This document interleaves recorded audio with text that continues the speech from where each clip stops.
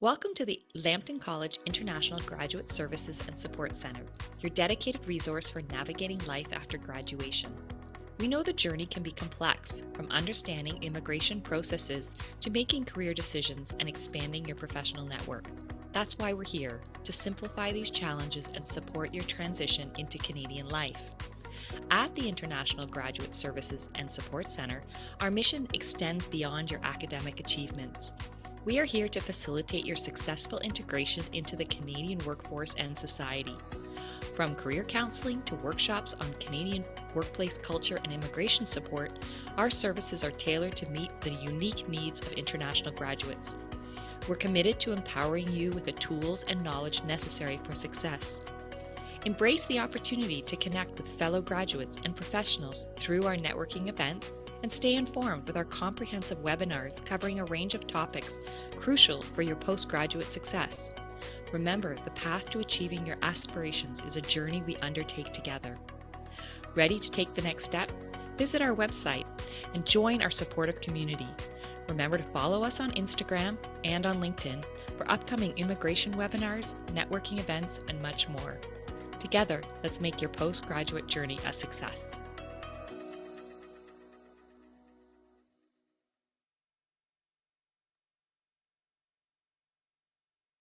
All right. Hello, everybody, and welcome to today's webinar. My name is Cristina Yiguren, and I'm the coordinator of the International Graduate Services and Support Center.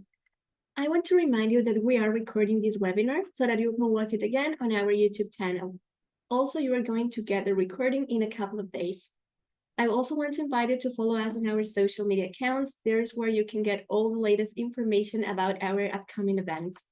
In a couple of weeks, we're going to host an event on PTE Core, which is one of the English tests you can take if you want to have your permanent residency, and also for your post-graduation work permit if you are joining us and you're going to get your diploma soon.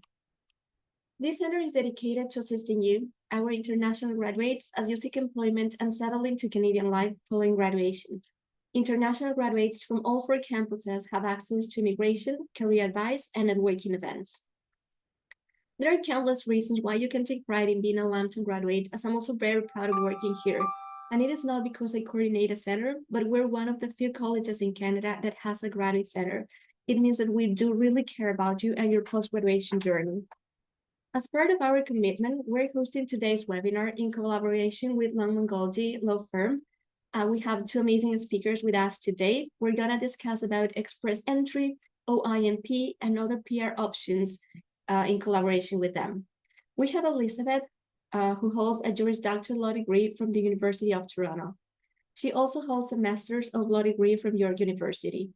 Elizabeth has been certified by the Law Society of Ontario as a specialist in citizenship and immigration law, a prestigious list of which only approximately 65 lawyers in Canada belong, which is also always so impressive. Thanks for joining, Elizabeth. We also have Zia with us today.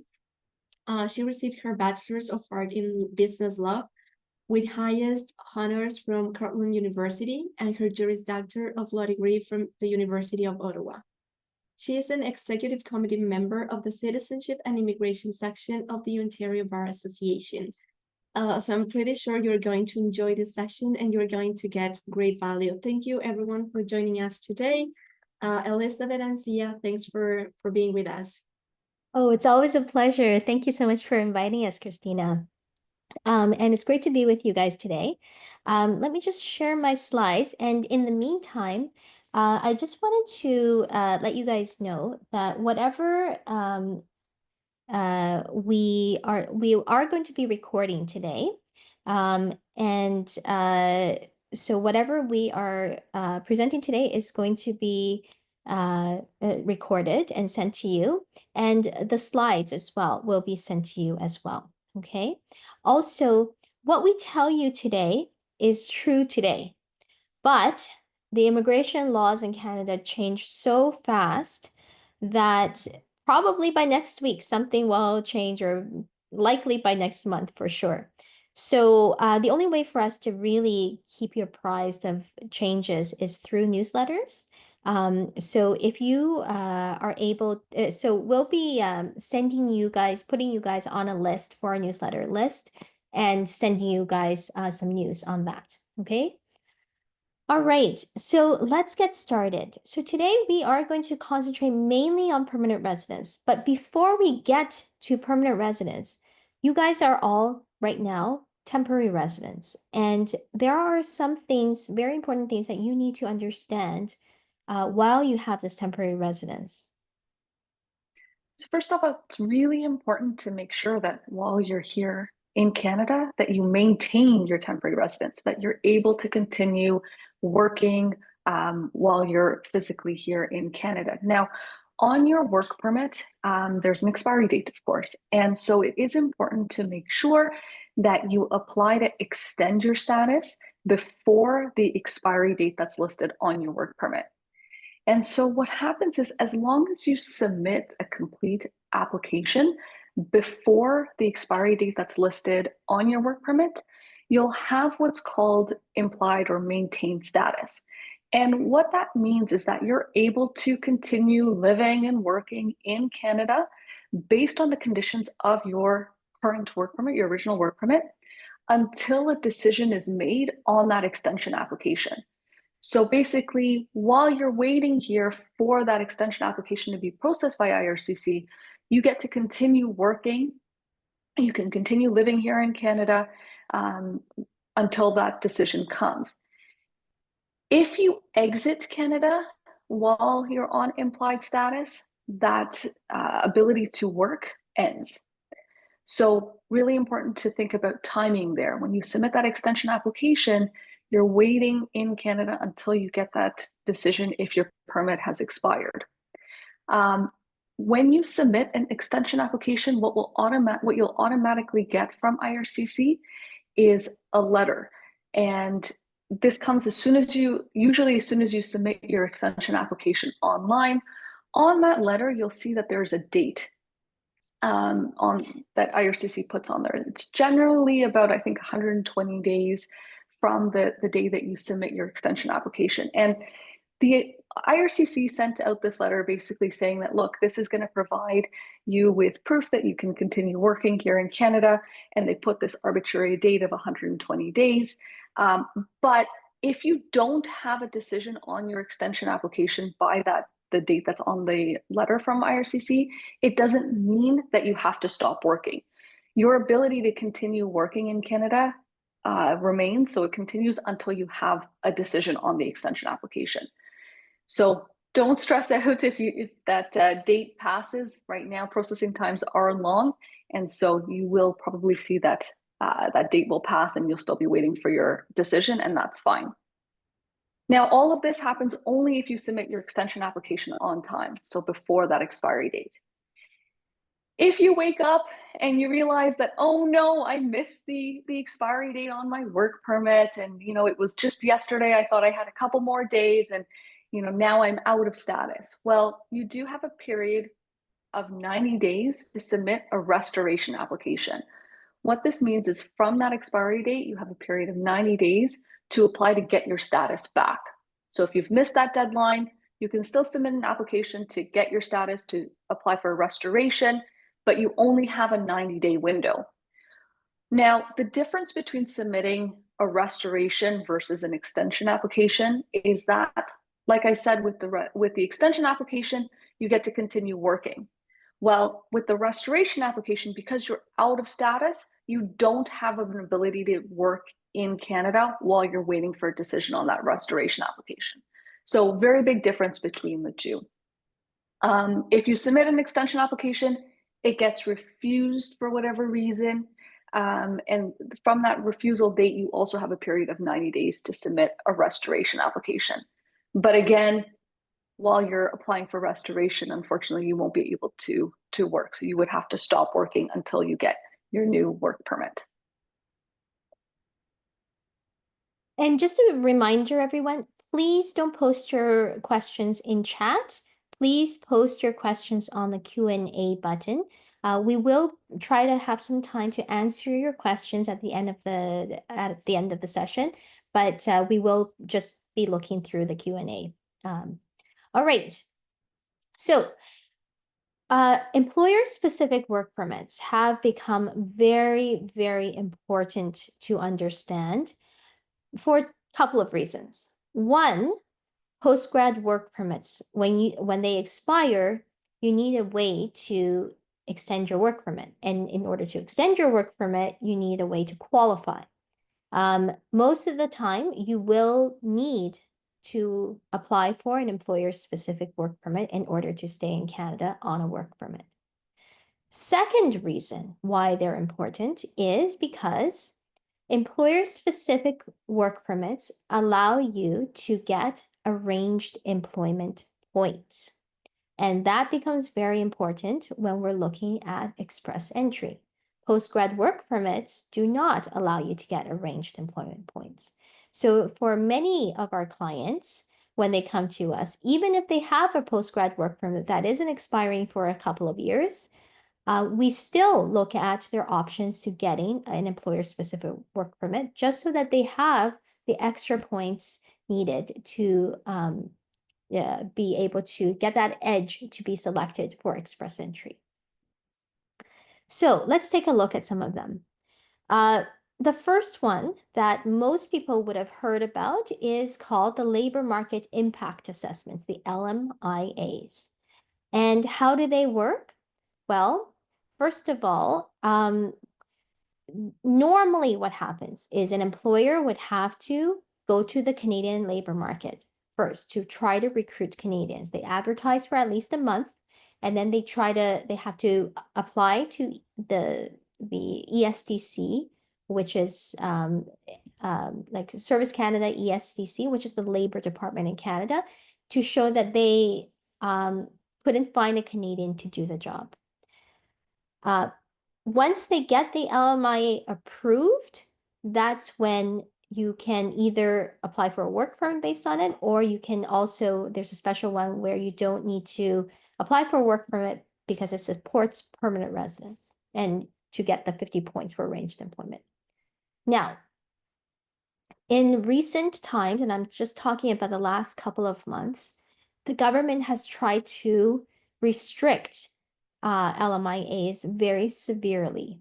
And right now, for majority of applications, in order to apply for an LMIA, your wage, your salary actually has to be normally above the 29 or 30, depending on the place where you're working, above the $29 or $30 an hour. Because we can only apply for a LMIA that supports a work permit if it's in the high wage category. Now, if your salary is below that, and all you wanted to do is apply for, you didn't want to apply for a work permit, you just wanted to apply for something that supports your permanent residence, we are able still to apply for wages that are below that level, but only if it only supports permanent residence, not a work permit. And finally, there's a category called the Global Talent Stream, which is one of my favorite streams. And this is a stream where you can apply for LMIA without your employer having to go and apply for recruitment and recruit Canadians. It is also a very, very fast application, only takes around 2 weeks to process. Case in point, for the PR, the ones supporting PR, sometimes those are taking 7 or 8 months to process, okay? So the Global Talent Stream is something where employer doesn't have to recruit Canadians. They do have to show that there are labor market benefit plans, and they're going to create labor market benefits such as training Canadians, hiring Canadians, etc. So let me just put this in short. With regard to LMIAs, some of you, that may be your only option. This is an employer-based program. The employer has to apply, not you, okay? And so it really is important that, you should hire a lawyer who is going to be able to work with the employers to help them go through the system. It is very complicated. There are many ways to get rejected on the LMIA. And so the employers need to know what they're getting themselves into, and they shouldn't be spinning their wheels and, after you apply for 7 months and get it rejected. Okay, make sure that you hire someone properly who knows what they're doing with this. Now, there are also people who are very lucky to be nationals of countries that have free trade agreements with Canada. And if you are one of those nationals so there are countries such as US, Mexico, Chile, Peru, Colombia, Panama, UK, Australia, EU, Japan. I probably missed one or two there, New Zealand, etc. Where if you're a professional you're a national of that country, and you want to apply for a job that falls under one of the lists on the agreement, then we can apply for a work permit directly without going through the LMIA. For all of these LMIA exempt employer-specific work permits, what the employer has to do is they just have to register what's called an offer of employment online, and then it just takes a few minutes to do that. And then we can present a package, and either you go to the border in Flagpole and get your work permit then, or we can also apply inside Canada. For those of you who are able or who might be willing to study French, there's a very good work permit for those who can, and all we need to look at is just the speaking and the listening in French, just the speaking and listening, that you have to pass a CLB 5, okay? If you're able to pass that, then we can apply for a work permit for any job outside of Quebec, okay? The job does not require you to have to speak French at all. It's just, it's a very good work permit, very easy. The employer files an offer of employment, we can do that package, but you just need to pass that French exam. So that's something I think we did some webinars, I think it was a month or two ago, with Lambton College, and it's on their YouTube site as well, on learning French and the benefits of learning French, and this is one of it. Okay, now if you're working for a religious organization as a religious worker, or if you're working as for a nonprofit organization, charitable organization, and your activities are that of a charitable worker, then we could apply for a work permit that based on this category. This is also LMIA exempt. Some people, for example, artists, where you're providing significant cultural contributions to Canada, we might be able to apply for a significant benefit work permit for you.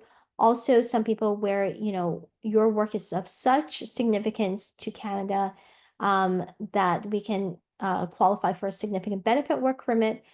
We could try to apply for a work permit under that category as well. Some of you, this is similar to the free trade agreement, but it's a lot broader. If you are under the age of, it depends on the agreement between the countries, but if you're under the age of 30 or 35, there's a lot of European countries, Chile, Taiwan, I think Taiwan, Korea, South Korea for sure, Hong Kong, Japan, different countries have these agreement for young professionals. And so there are two kinds of work permits under the international experience class. You can apply under the working holiday work permit, which is an open work permit, which is fine to extend your work permit, but that won't give you the arranged employment points. To get the arranged employment points, though, there's another category called young professionals work permit. And that's where if you have the employer, again, provide an offer of employment, register that online, and you're selected for this, then we can apply for the young professionals work permit for you.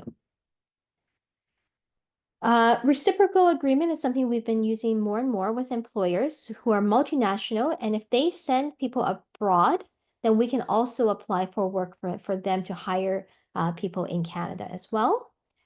And finally, if you are entrepreneurial and you are setting up your business and that business is owned at least 50% by yourself, then there is an opportunity for us to apply for an entrepreneur work permit for you as well.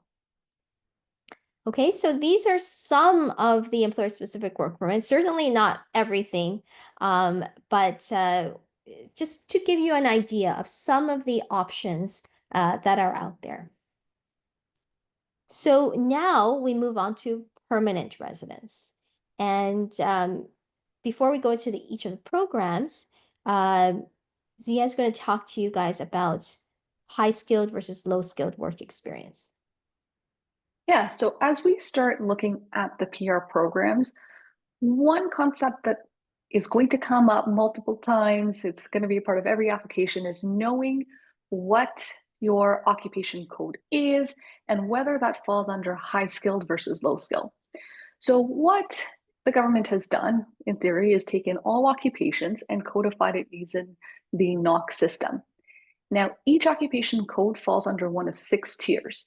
So it goes under, if it falls under tiers 0, 1, 2, or 3, then your work is considered high skilled. If your occupation falls under tier 4 or 5, then your work is considered low skilled. And you can find all of these occupation codes online. The link is here on the slide. So it's through the NOC system. Now, when you go online, you're looking for your NOC code. What's important to look at is the duties that are listed in the description. The title of your position is not as important. We can call a position anything, but what really matters is that you're performing a majority of the duties that are listed in the NOC code description itself. So don't worry too much about what your title is. What's really important is looking at what you're exactly doing in your role and whether that is a majority of what's listed in the duties on the NOC code online. The other thing to look at is the employment requirements that are listed on the NOC code, because when an officer is evaluating to see if you fall under the NOC code you've selected, they're going to look at both the duties and they're also going to look at the requirements that are listed on the NOC system. So make sure you're taking a look at that as well to see if you're qualified for the role based on what the NOC system says. All right, now let's move on to Express Entry. This is the most well-known program, and probably a lot of you have already heard about it. But there's also a lot of misconceptions about Express Entry. So let's first start with the basics and we'll move forward from there, okay? So how does Express Entry work? First, you create an online profile. Now you get to create an online profile if you qualify under one of 3 categories: Federal Skilled Worker class, Canadian Experience class, or Federal Skilled Trades class. Once you created a profile, you can enter the Express Entry pool. Now, let me ask you this. If I create a profile and put myself into the Express Entry pool, have I applied for permanent residence? No, the answer is no. You have not applied for permanent residence just because you put yourself into the pool. When you put yourself into the pool, you are just indicating to the government that you may qualify and that you're interested in applying, okay? But you have not, and again, I repeat, you have not applied for permanent residence just because you're in the pool.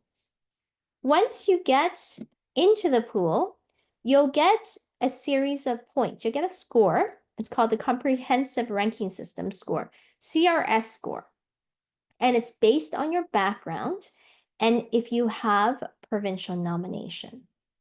Now, every couple of weeks or so, the government has a draw where they invite people to apply for permanent residence.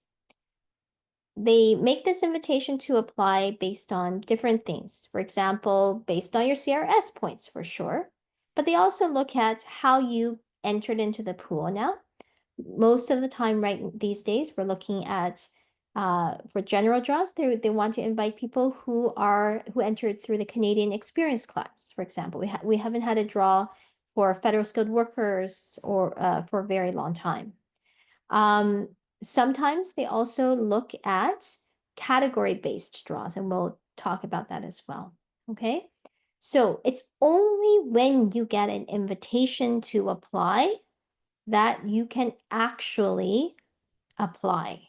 Okay, so it's all about, first of all, I think, 70% is just getting that invitation to apply.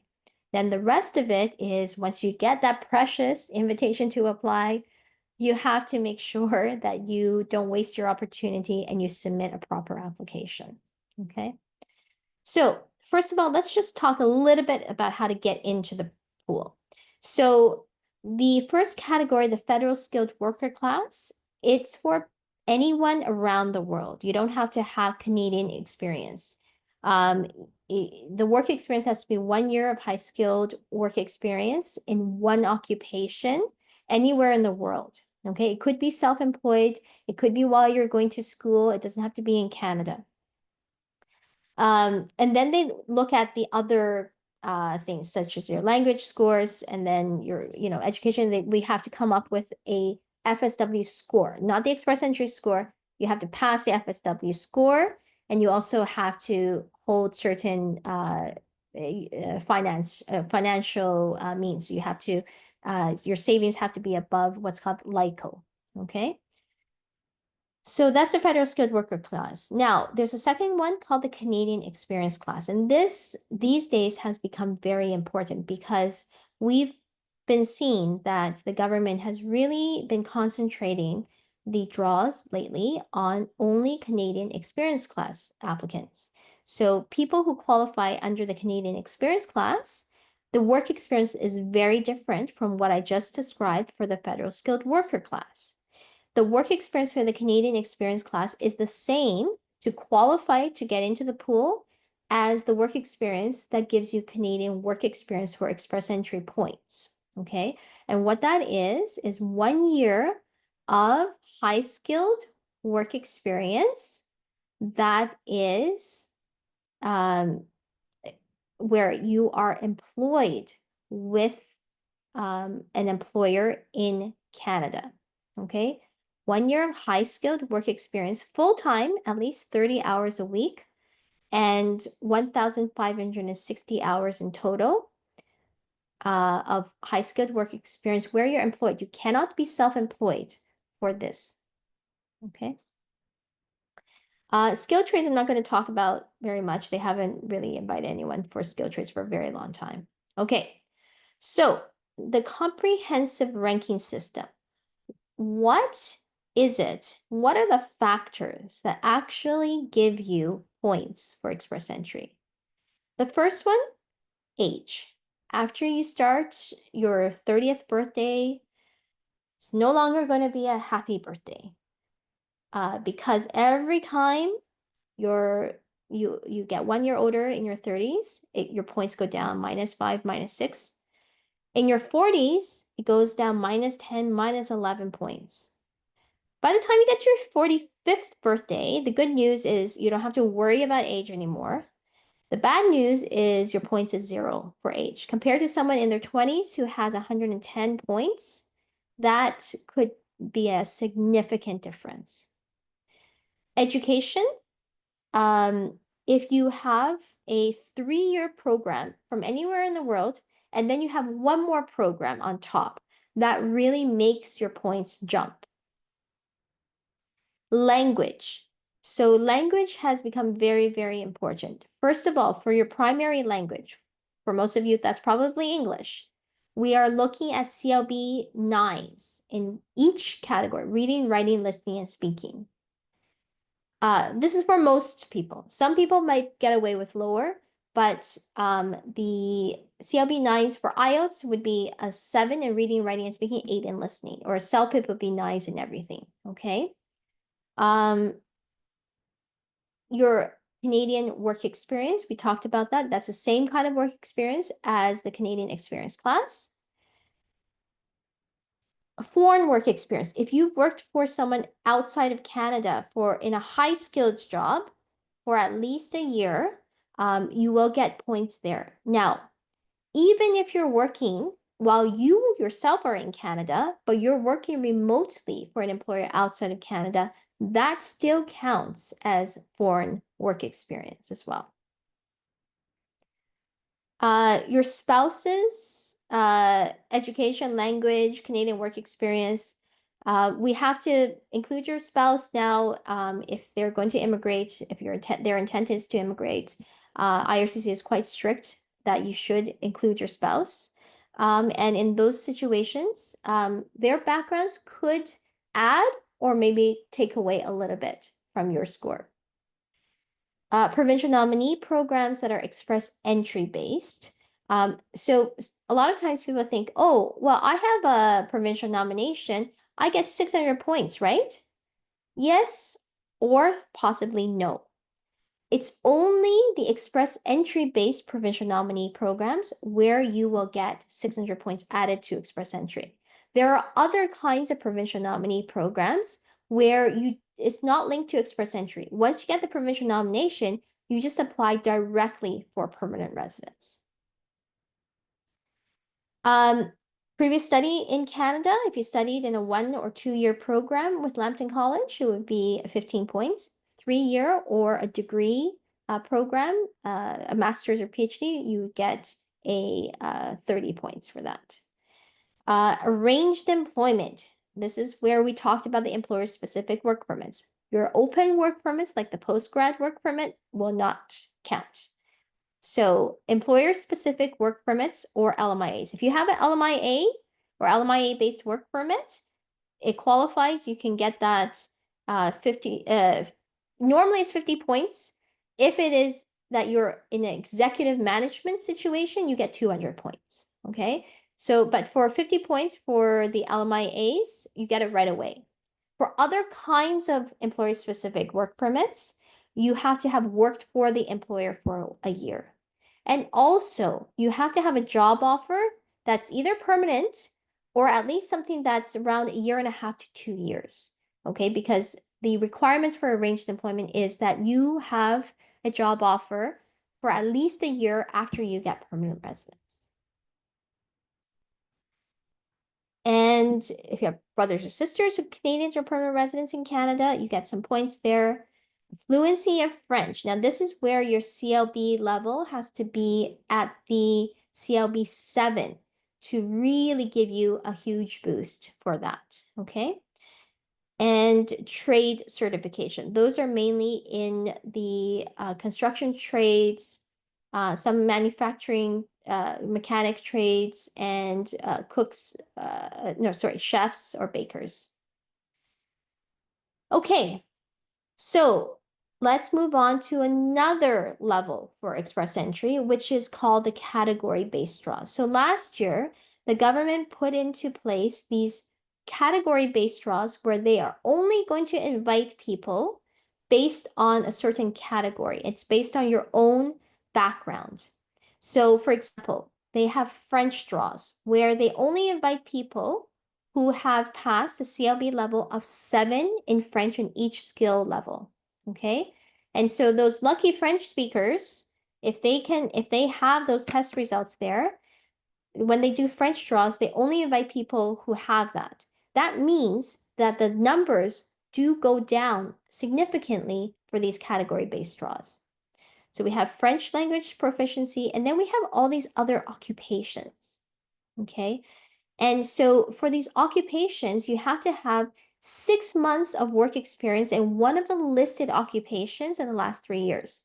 So if you have that and you've declared it, then when they have those sort of draws, they will take a look at your score and compare to other people who also qualify under the occupations. And oftentimes these draws, the numbers, are going to be much lower than the general draws. Okay. All right. Over to you, Zia. All right, so let's take a look at the Ontario Provincial Nominee Program, the ONP program. So with OINP, there are streams that fall with Express Entry and other streams that fall outside of Express Entry. So let's first talk about OINP's Express Entry streams.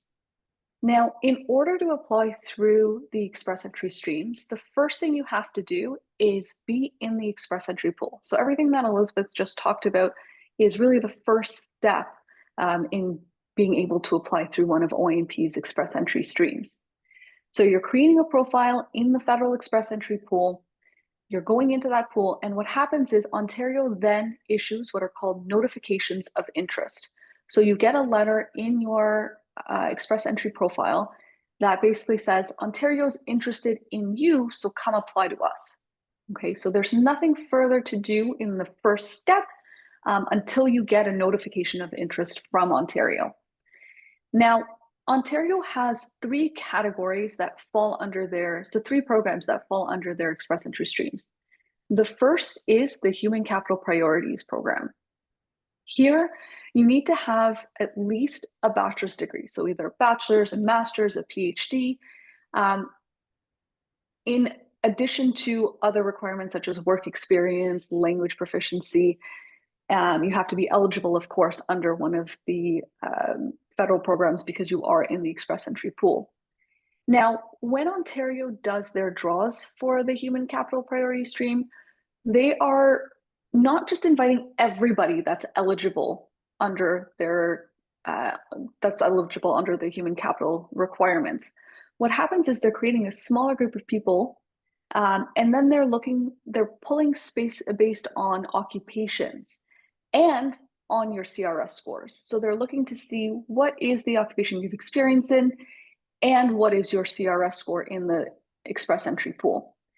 What we see is that a lot of the draws are based on, they do what are called tech draws. So there are specific occupations that fall under Ontario's tech draws, and they'll do draws that are specific for these tech positions. They also have draws that focus on other occupations like healthcare occupations. I think they've done draws for construction trades as well. But again, they're focusing on, do you have this work experience and what is your CRS points in the pool? The second category that falls under Ontario's Express Entry streams is the French speaking. Here you need to have CLB, you have to have done both your language test in English and French, and you have to have scored at least CLB 7 on all categories of the French test and 6 in all categories on that English test. And again, we see the same education requirements as the Human Capital Priorities, so you have to have a bachelor's degree at minimum. The third category for Ontario's Express Entry streams is the skilled trade stream. Here, you need to have at least a year of work experience in Ontario in one of the trades that's listed that's eligible for the skilled trades program. So Ontario specifically has identified occupations for the skilled trades program, and you need to have worked in Ontario for at least a year in one of these listed occupations before you're eligible. And you have to be able to show that you were working on a valid work permit for that year in order to be able to go through the skilled trades program. Aside from Ontario's Express Entry streams, there are also other streams that are non-Express Entry based. So what this means is that you don't have to think about creating an Express Entry profile. You're not in the Express Entry pool. This system is totally separate. The reason that it's important to know whether you're applying, what stream you're applying through and whether it falls under Ontario's Express Entry or non-Express Entry streams is that it's only the Express Entry stream. So the three programs that we've just talked about, that when you go through them and you get your nomination from the province, those are the three streams that'll give you the additional 600 points that Elizabeth was talking about earlier. These non-Express Entry streams that we're going to talk about now, when you apply through it and you get your nomination, you're able to apply directly for permanent residence, but this is not going to give you those 600 points that Elizabeth was talking about. So what do we do with these non-Express Entry streams? Well, when you're eligible, when you're qualified to go through them, the first thing you're doing is creating a profile in Ontario's pool. So Ontario has their own separate expression of interest system, and you're going online to it, you're creating a profile, and you're going into Ontario's pool. Now, in Ontario, the way it works is that there is a separate pool for each of the different non-express entry streams.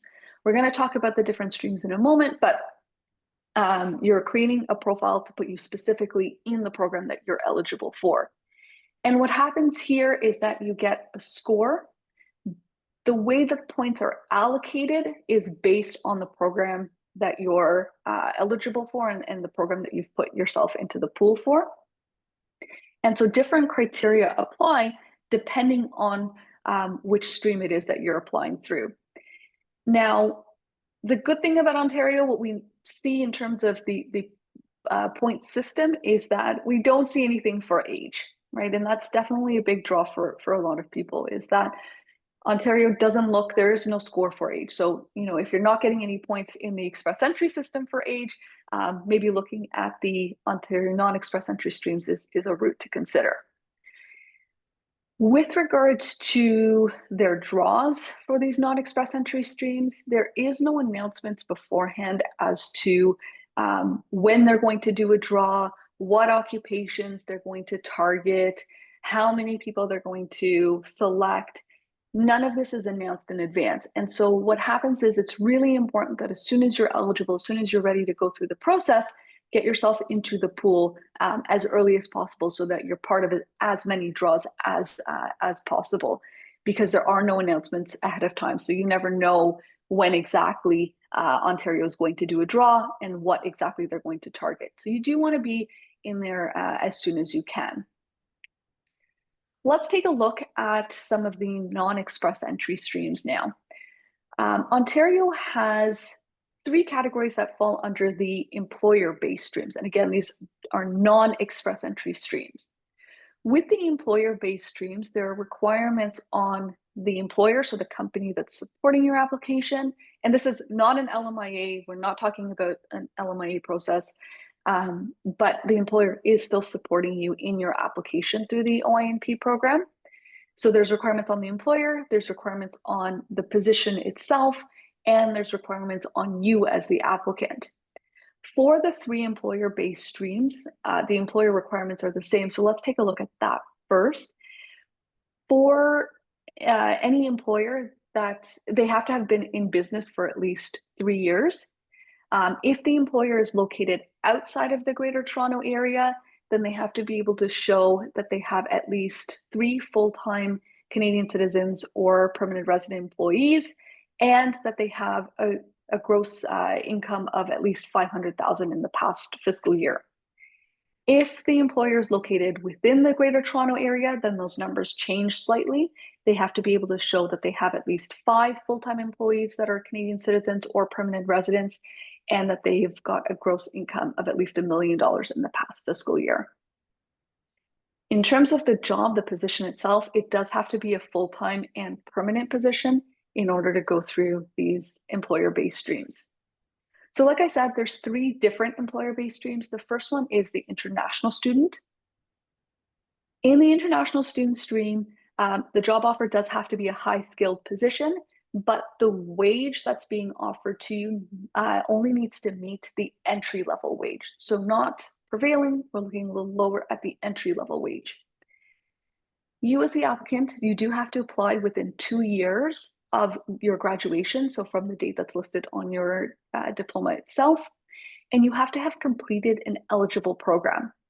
What I mean by that is either it's a 2-year program or a 1-year postgraduate program from an eligible university or college. And again, you do have to apply within 2 years of completing that program. Comparatively, the second program is the skilled worker program. Here again, the job offer does have to be a high-skilled position, but in terms of the salary, it needs to meet the median wage, so the prevailing wage, which is a little bit higher than the entry-level wage than we've talked about for the international student stream. With the skilled worker stream, you do also have to have at least 2 years of experience in the past 5 years in the same occupation as your job offer. The 2 years doesn't have to be with the employer that, with the job offer and the employer that you're that's supporting your OINP application, but you do have to be able to show that you have completed 2 years cumulative of work experience in the same occupation as your job offer. The last program, the last stream, is the in-demand skill stream. Here, what Ontario has done is they have a list of occupations that qualify for the in-demand, and your job offer has to be one of those listed occupations. Now, this is the only stream that we see that includes low-skilled job offers.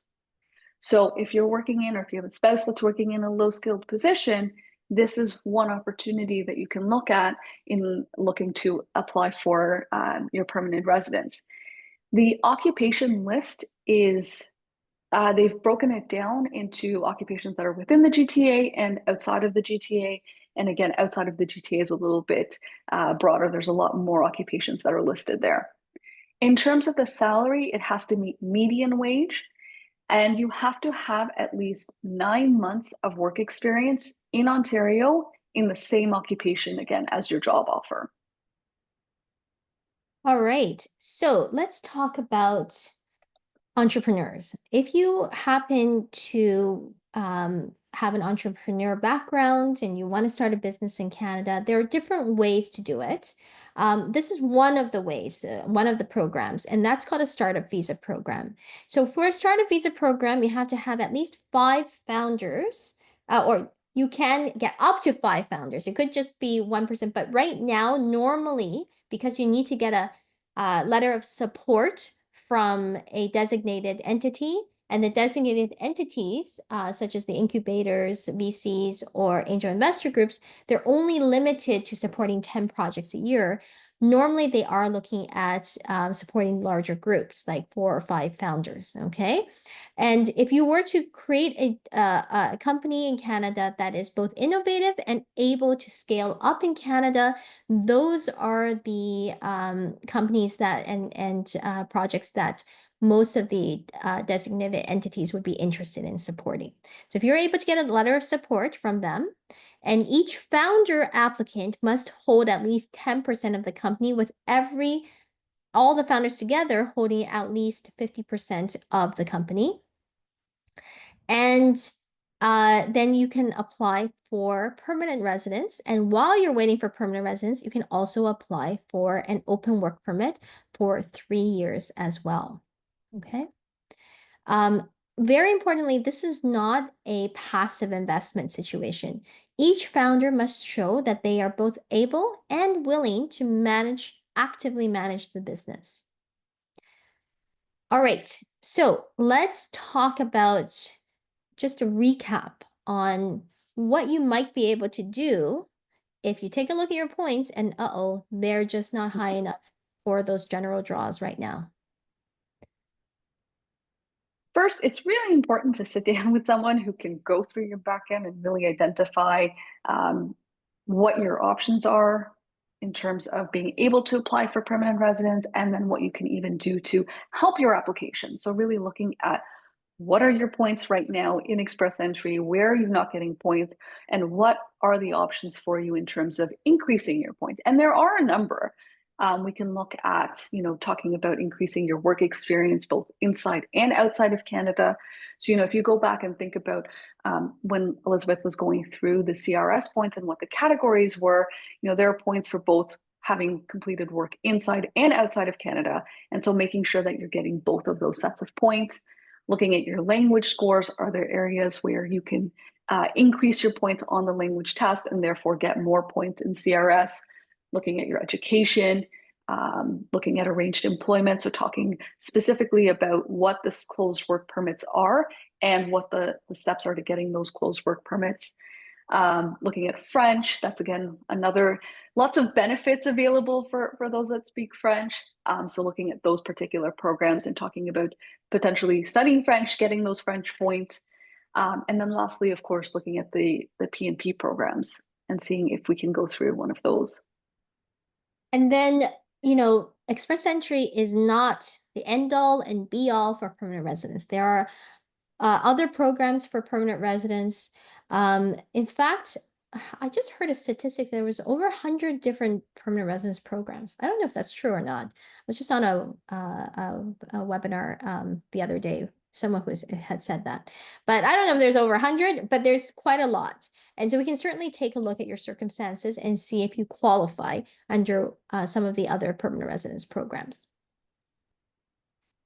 While you're here in Canada, really important to keep yourself in status. Losing status and having to get it back, certainly a lot more complicated. So while you're here, make sure that you do maintain your status. And of course, a big part of that is maximizing the time that you have on the postgrad work permit, because that certainly does increase the runway that you have for working in Canada and getting that permanent residence. And thinking early about how you can keep being able to work in Canada. So extending your work permit. What are the options for alternative work permits so that you're able to continue working while you're going through the PR process? And of course, there's so many options. So really looking at both yourself as who has studied here in Canada, but also talking about what the options are for your spouse. And finally, really, really must plan ahead. And when we say plan, it's very hard because, a lot of things are in flux, but there are certain principles that and certain trends that we can see based on our experience and based on, news that we hear as lawyers as well.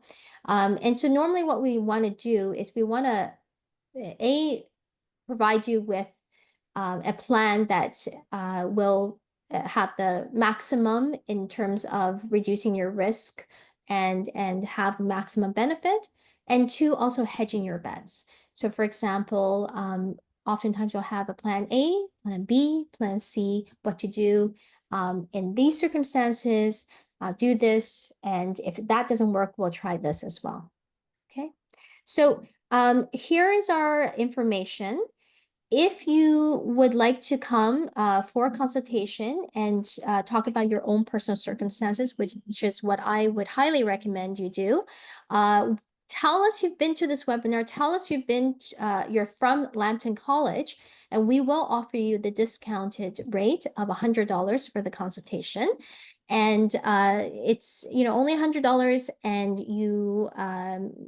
we sit down with you.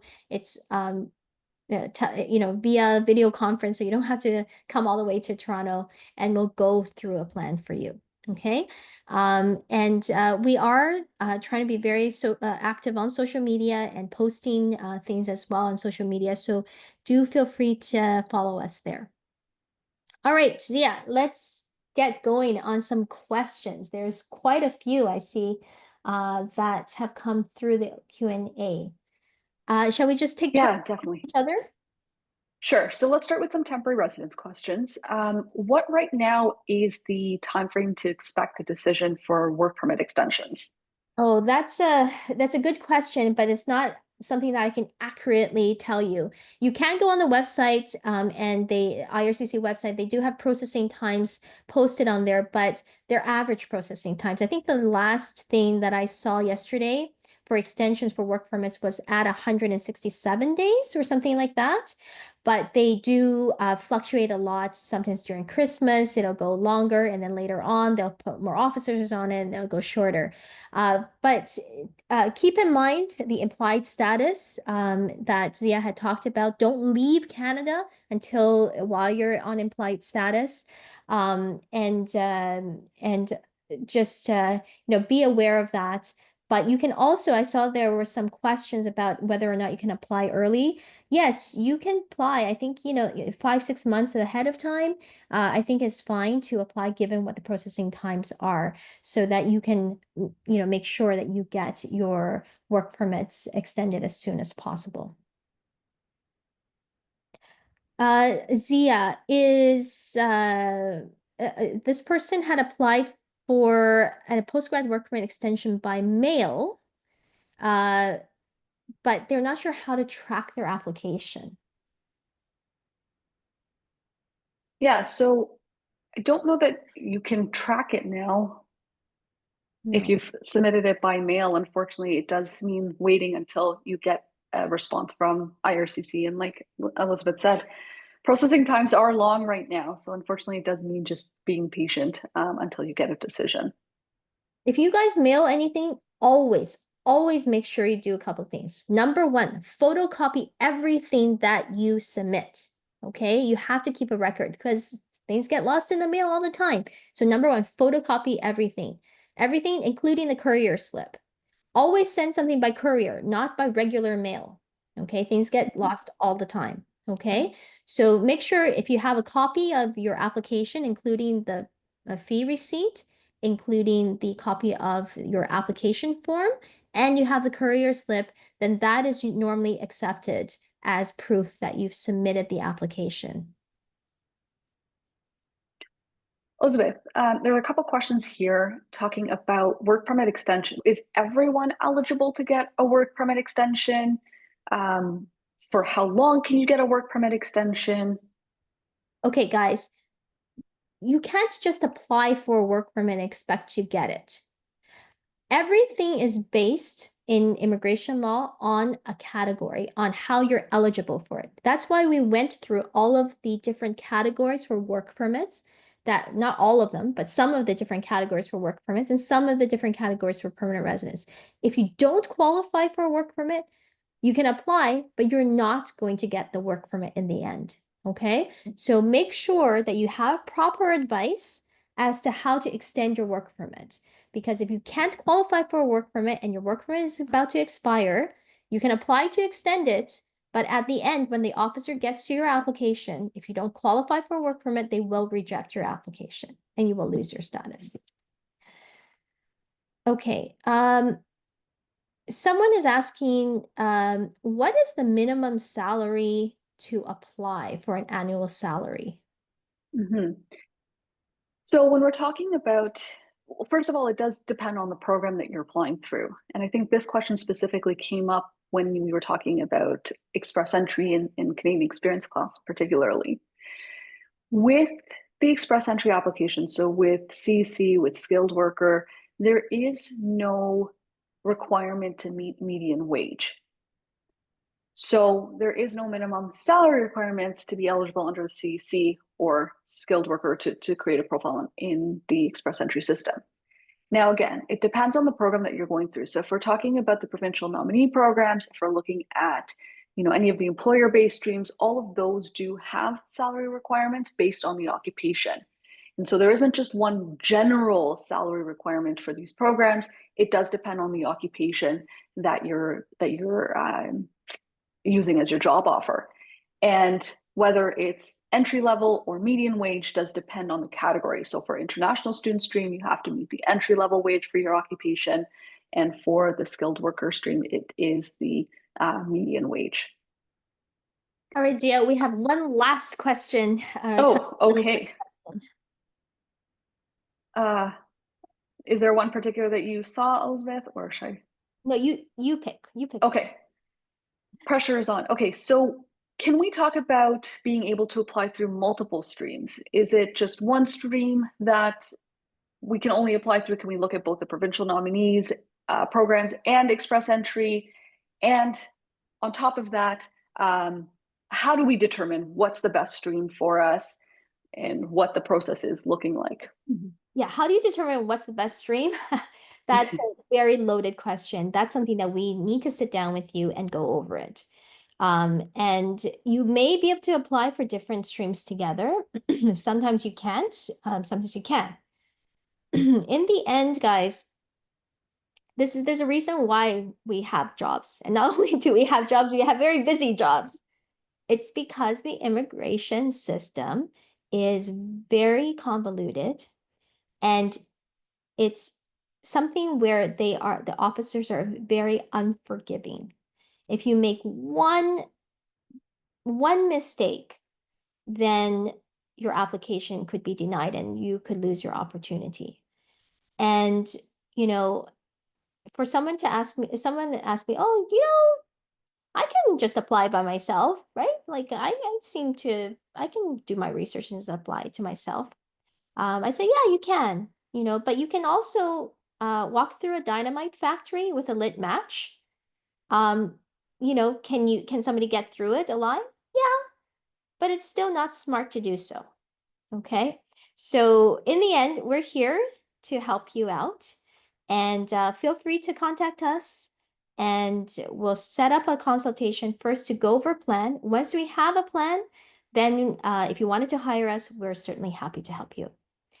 All right, that's it for today. All right. Thank you so much, Elizabeth and Zia, for all this informative session. I think there are more programs that what we can even thought about. There are really a lot. So this is why it is so important to do this with a lawyer or a consultant so they can actually guide us. Unfortunately, we couldn't go through all the questions. We have over 50 right now, but we are going to host this same webinar at 5:30 p.m. So you can register again. And just, I'm sorry, try to type again your question and we will try to answer. That will be it for today. Once again, thanks to our graduates for participating. We will be keep hosting these events for you. Thanks, Elizabeth and Zia, and I will see you all this afternoon. Take care, everyone. Thank Take you. care. Thank you. Goodbye.